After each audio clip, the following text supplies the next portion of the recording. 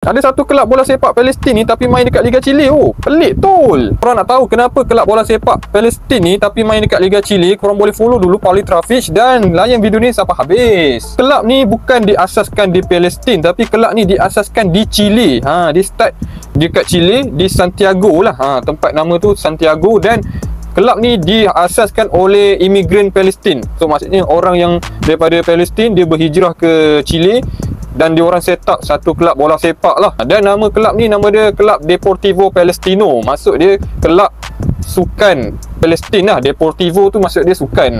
Dan kelab ni bukan kelab-kelab Liga Kampung, Liga Sosial guys. Kelab ni dia main dekat Liga Division 1 Chile, dan dia orang pernah menang 2 kali pada tahun 1955 dan 1978. 1955 tau kelab ni dah ada dah.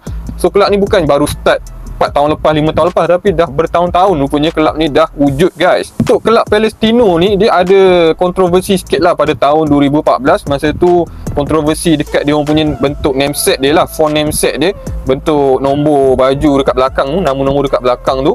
Ada isu di mana dia orang keluarkan satu font tu bentuk peta Palestin. Kalau nombor 1 tu bentuk peta Palestin, nombor 2, 3, 4, 5, 6, 7, 8, 9, 0 tu bentuk nombor biasa. Cuma benda tu jadi isu lah pada tahun 2014. Untuk brand Capili ni pun menarik juga kalau nak bahas, sebab dia ada kaitan dengan Palestin juga. So kalau korang nak parli buat pasal brand Capili tu, korang boleh komen dekat bawah. JC diorang Deportivo Palestino ni memang dia kekalkan identiti Palestin tu lah, warna merah, putih, hitam, hijau, sama macam logo diorang tu lah. Dan untuk baju diorang ni setiap tahun dia akan pakai corak KFF ni. Corak KFF ni. Yang paling pakai ni bukan baju Deportivo Palestino, yang paling pakai ni baju National Team Palestin lah. Macam tahun ni dia letak dekat bahu guys, dekat bahagian bahu tu.